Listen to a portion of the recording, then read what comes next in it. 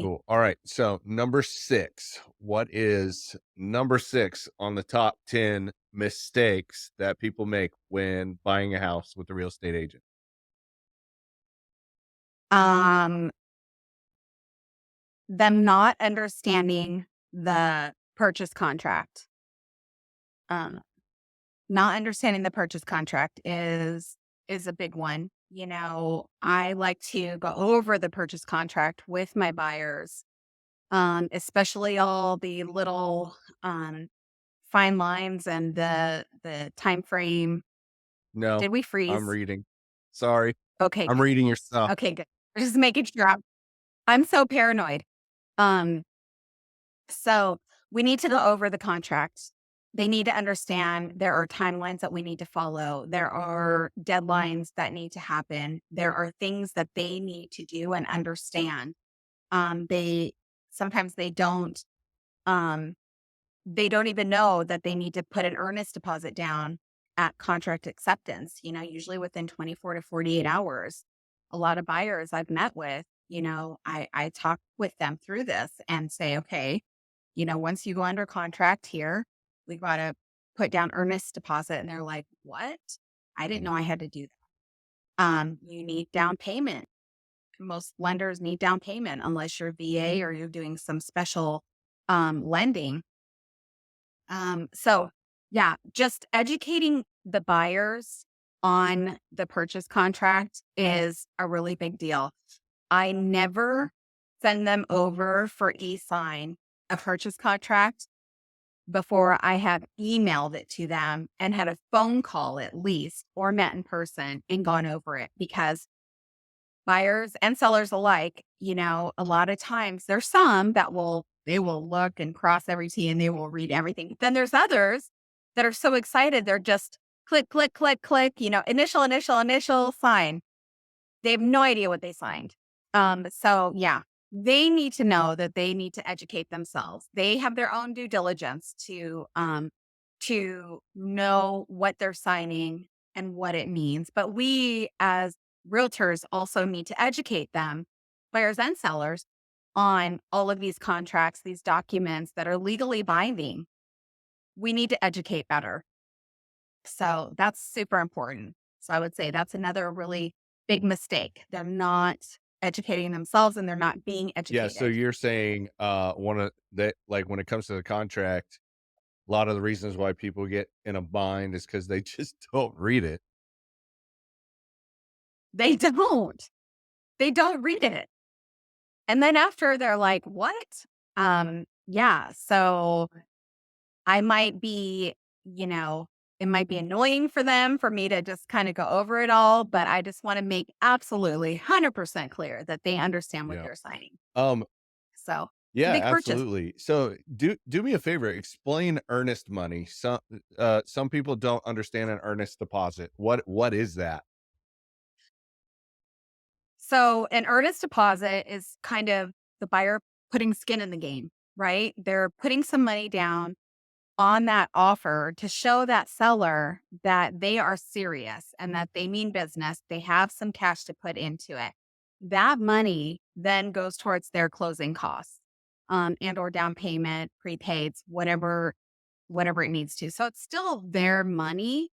However, once they get through the BINSR, the buyer inspection notice to seller of repairs, which we'll go over in one of my numbers to go over. Once they get through that and get through all the seller disclosures and everything, and then if they decided at the last golden hour, we want to cancel, we want out of this, we don't want to do it, and they don't have good reason, good cause, then title can release that earnest deposit to the seller and the buyer loses it. So it is very serious. Typically, my kind of little rule, and it's not really even a rule, your earnest deposit can be anything. But typically we see 1 to 2% here in the Arizona market out of the purchase price. So if it's a $400,000 house, you're going to put around $4,000 to $5,000 earnest deposit down. You could put more, you can put less. It just depends on if the seller will accept Mm, that. yeah, that's really good. All right.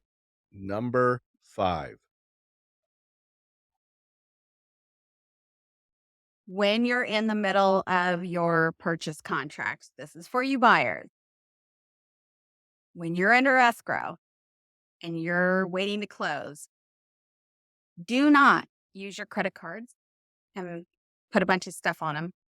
Do not go get new credit for that furniture to fill your house. You can go window shop all you want, but until you close, do not go and put anything on credit or open new lines of credit. Don't close any lines of credit. And whatever you do, don't go buy a new car. Please don't. Just don't do it. Um, yeah, that that is, and don't go get any loans. Don't think that you need, don't think that you want to put down payment money down and your thought is, I'm going to go get a loan for that down payment money. I had one want to do that and I was like, absolutely not. You have to make sure that your debt to income ratio stay where they need to stay for that lender, for you to qualify for that house. It's a good way to look, to lose that house and lose that contract. Don't do Yeah, it.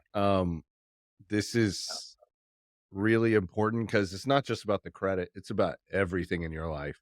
Like, stop making big decisions while you're in the middle of this big decision. Yes, just don't do it. Oh, Yeah, and don't quit your I was job. gonna say, yep, Oh my that's a God. big deal. Do not quit your job. Don't change jobs.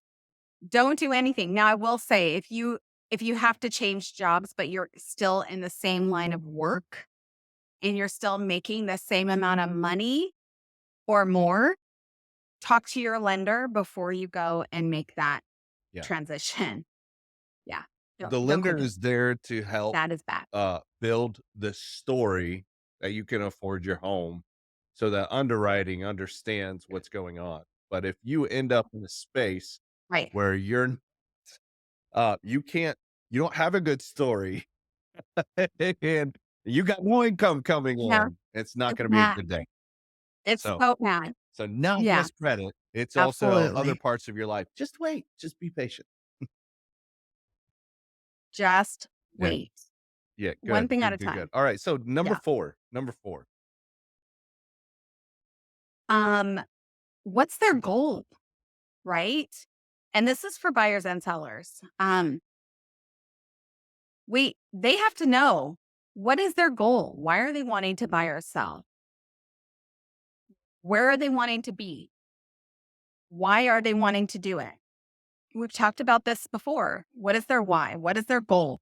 Um, that is important for me as your agent to know why you're wanting to buy and or why you're wanting to sell or both so that I can help you get to where you need to be.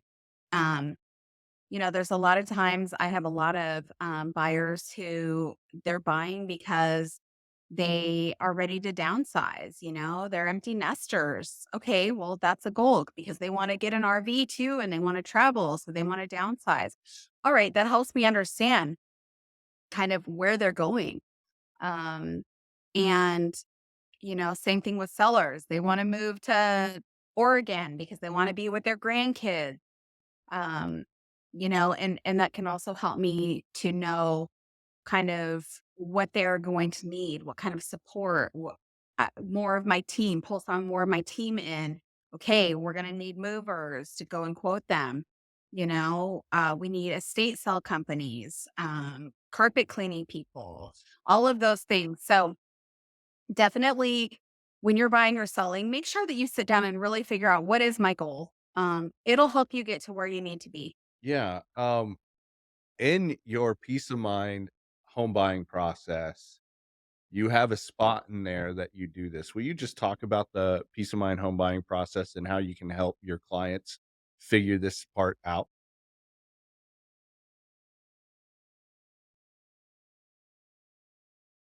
Like, what are we talking about? Like, what Yeah, my process talk is about the again? process and then talk about like the very beginning. You're sitting down with them and you're figuring out the goals that they have. So oftentimes they don't they don't end up doing it by themselves. They just think I like a house, but your process can actually help them work through that piece with them.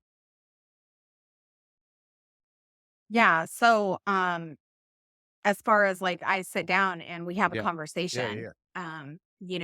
about, Yes. is Yep. that what you're talking about?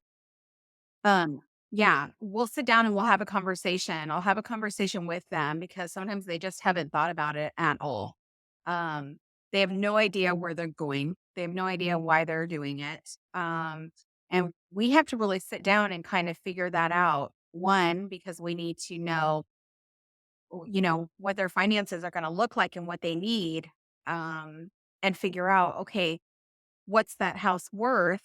And uh, how much are we going to get out of it? And what do you owe? And where are you going? Because we need to know if you're going to have enough to buy where you're going. It's definitely a long process, but that is why I sit down with them and talk to them. And the very first question I ask is, what is your goal? What is your why?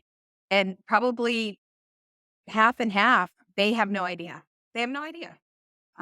So, it's good for me to be able to kind of help walk them through that. And different personalities of people will cause for a different approach from me of how I'm going to walk them through that. Sometimes it's, they want to see the whole picture. And so we're gonna make a plan. Sometimes it's I don't want to see the whole picture. I need to make it to part B. And so we will talk about that as well. And okay, let's talk about just letting you know what your home is valued at and how much I think that we can get it sold for, and then we'll go from there. So yeah, there's the peace of mind process definitely um, is flexible as well, as far as who that person is and what they're kind of needing from me and what their Yeah. goal is.